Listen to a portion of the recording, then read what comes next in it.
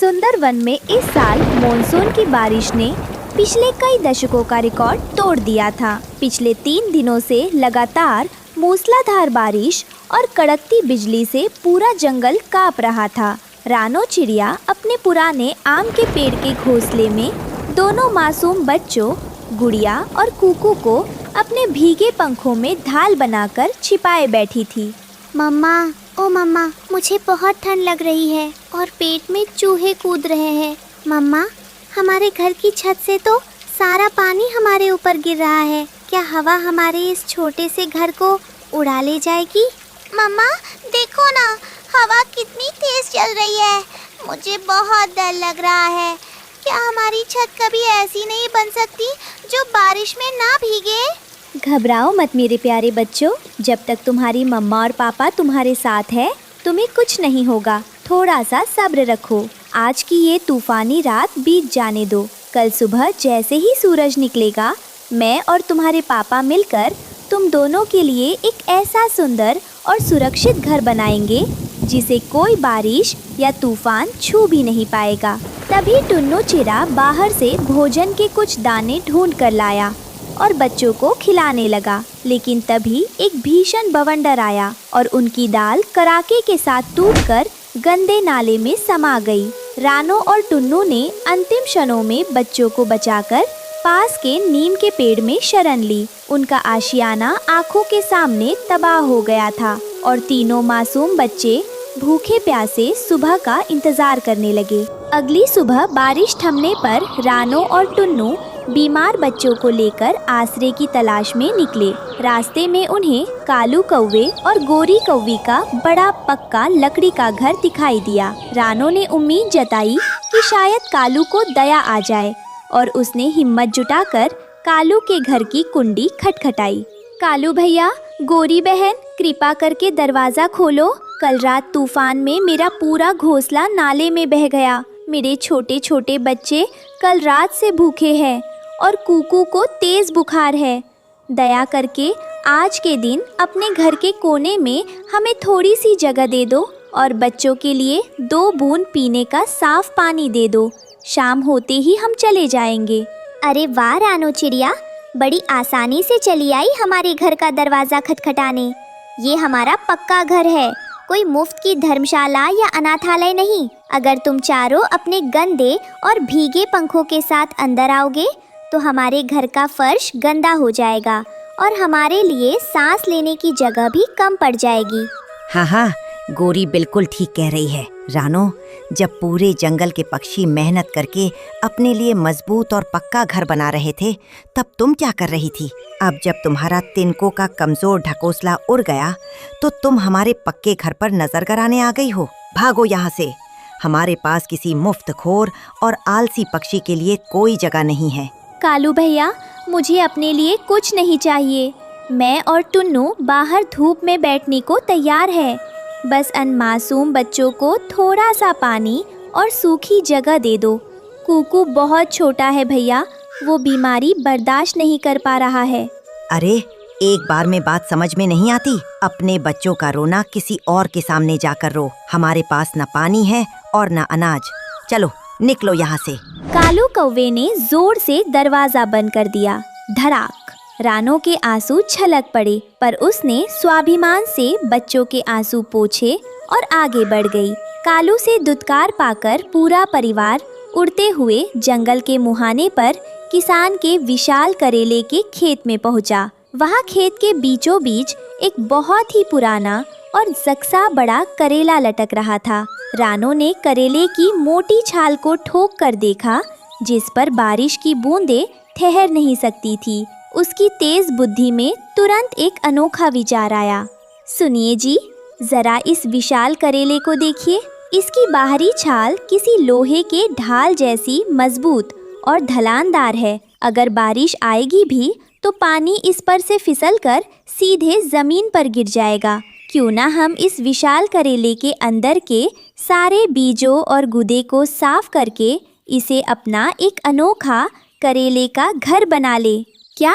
करेले का घर? रानो, तुमने सोचा भी है? करेला तो बेहद कड़वा होता है, इसके अंदर तो भयानक कड़वाहट होगी। क्या हमारे बच्चे इस कड़वाहट में रह पाएंगे? जी, कड़वाहट केवल छाल और बीजों में होती है। अगर हम इसके अंदर का सारा गूदा साफ कर दें, धूप में इसे सुखा लें और अंदर जड़ी बूटियों की सुगंधित मिट्टी का लेप लगा दे, तो ये अंदर से एकदम ठंडा और सुखद हो जाएगा। जीवन में कड़वाहट से डरकर भागने से बेहतर है कि हम उस कड़वाहट को ही अपनी ढाल बना लें। टुन्नू रानो की बुद्धिमत्ता देखकर दंग रह गया। दोनों ने बिना समय गवाए तुरंत घर बनाने का फैसला कर लिया।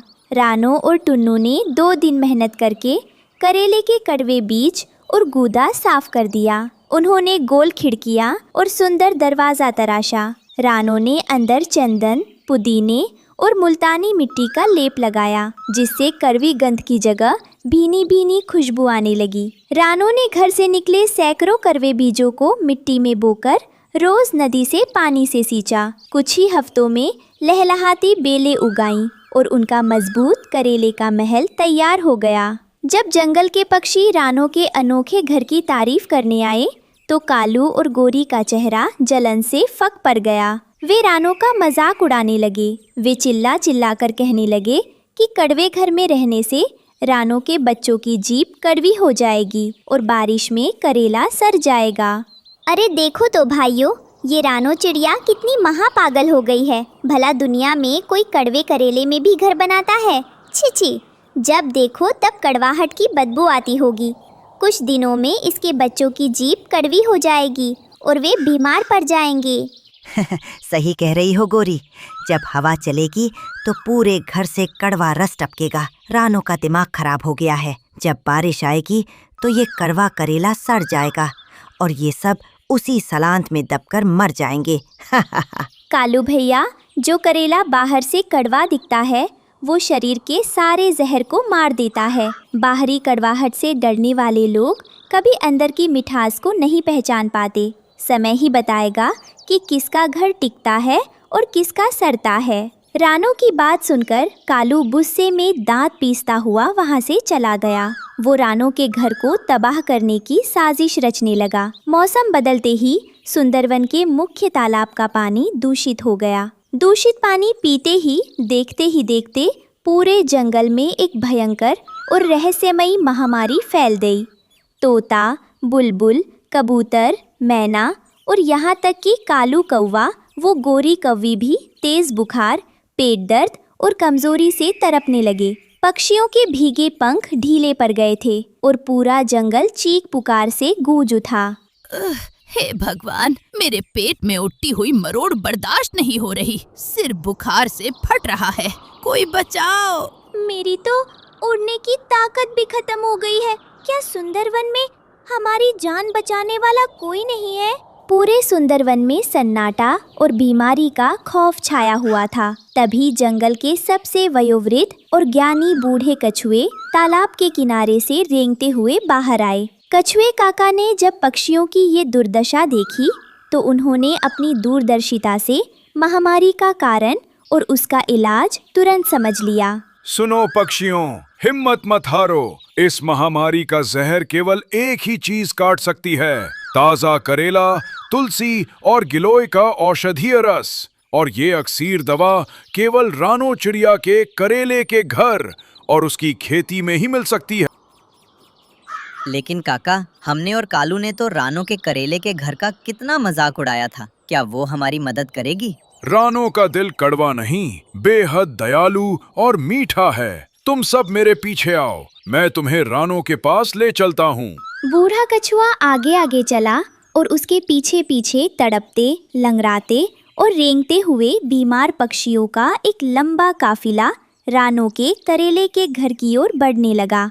दूसरी तरफ रानो और उसका परिवार रोज अपनी खेती के ताजे करेलों का सेवन करने के कारण पूरी तरह स्वस्थ और सुरक्षित था। जब रानो ने खिड़की से पक्षियों का ये रोता तड़पता काफिला देखा, तो उसका दयालु दिल पिघल गया।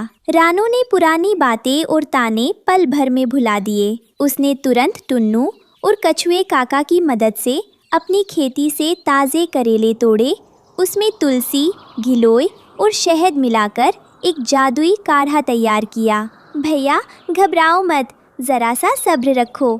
ये काढ़ा थोड़ा कड़वा ज़रूर लगेगा, लेकिन इसे पीते ही तुम्हारे पेट का जहर और बुखार जड़ से खत्म हो जाएगा। बस 2 घूंट पी लो। सभी पक्षी लाइन से आए, कोई धक्का मुक्की ना करे। हमारी खेती में सबके लिए पर्याप्त काढ़ा है। काढ़ा पेट में जाते ही पक्षियों को तुरंत राहत मिलने लगी। कुछ ही घंटों में उनका बुखार उतर गया, पेट का दर्द गायब हो गया और उनके ढीले पड़े पंखों में फिर से उड़ने की ताकत लौट आई। बूढ़े कछुए की समझदारी और रानो चिड़िया की निस्वार्थ सेवा से पूरा सुंदरवन महामारी के भयानक कालचक्र से बच गया। कालू और गोरी बीमारी से सबसे ज्यादा बेहाल होकर अपने फर्श पर बेहोश पड़े थे। रानो जब उनके घर पहुंची तो उसने धीरे से उनके मुंह में काढ़े की बूंदें टपकाई। जैसे ही उनकी चेतना लौटी और उन्होंने रानो को अपनी जान बचाते देखा, उनका सिर शर्मिंदगी से नीचे झुक गया। रानो बहन, मुझे माफ कर दो। मैं बहुत बड़ा पापी और नीच हूँ। मैंने तुम्हारे भूखे प्यासे बच्चों को अपने घर की चौखट से धक्का देकर भगा दिया था। मैंने तुम्हारे करेले के घर का मजाक उड़ाया था, लेकिन आज जब पूरी दुनिया हमें छोड़ चुकी थी, तक तुम हमारी जान बचाने आई हो। तुम्हारा दिल इतना बड़ा कैसे हो सकता है रानो बहन? हाँ रानो बहन, हमारा दिल और हमारी ज़बान कड़वी थी, लेकिन तुम्हारा दिल तो सचमुच सोने जैसा शुद्ध और मीठा है। तुमने हमें सिखा दिया कि असली कड़वाहट करेले में नहीं, बल्कि इंसान के विचारों में होती है। कालू भैया, गोरी बहन, बीते हुए कड़वे दिनों को भूल जाओ। ईश्वर ने हमें ये जीवन एक दूसरे की मदद करने के लिए दिया है, न कि नफरत करने के लिए। कड़वाई को अगर कड़वाई से काटोगे तो केवल जहर फैलेगा, लेकिन अगर कड़वाई का जवाब दया और प्यार से दोगे तो सबसे कड़वा फल भी मीठा हो जाता है। कालू और गोरी ने रोते हुए रानो से माफ़ी मांगी और अपनी ईर्ष्यालु नीयत हमेशा के लिए त्याग दी। जंगल के राजा बाज ने रानो की बुद्धिमत्ता और सेवा भाव के सम्मान में एक विशाल उत्सव रखा। पक्षियों ने रानो के घर को फूलों और जुगनुओं से सजा दिया। रानो का साधारण सा घर सुंदरवन का सबसे जगमगाता करेले का महल बन गया और राजा ने उसे सुंदरवन की रक्षक का सम्मान दिया। रानो चिड़िया ने हमें ये सिखाया है कि कोई भी परिस्थिति या संसाधन छोटा या खराब नहीं होता। यदि मन में लगन हो तो इंसान कड़वे करेले को भी जीवन का आधार और मिठास का स्रोत बना सकता है। गुड़िया और कुकू खुशी से आंगन में नाचने लगे। कालू और गोरी अब रानो के सबसे अच्छे मित्र बनकर खेती में हाथ बटाने लगे। सुंदरवन के खुले घास के मैदान में रानो चिड़िया अपने छोटे से तिनकों के घर में रहती थी। वो हमेशा सपने देखती थी कि एक दिन उसका अपना एक अनोखा और सुंदर घर होगा, जहाँ वो अपने सभी दोस्तों को मीठी मीठी चीजें बनाकर खिला सके। वाह, आज का सूरज कितना चमकदार है। अगर मेरे पास थोड़ा और बड़ा घर होता तो मैं अपने दोस्तों के लिए एक बड़ा रसोई घर बनाती। पर कोई बात नहीं, ये तिनकों का घोंसला भी मुझे धूप और हवा से बचाता है। रानो भोजन की तलाश में उड़ती हुई पास के आम के बगीचे में पहुंची। वहाँ पहले से मौजूद कालू कौवा उसे देखकर आंखें मटकाने लगा।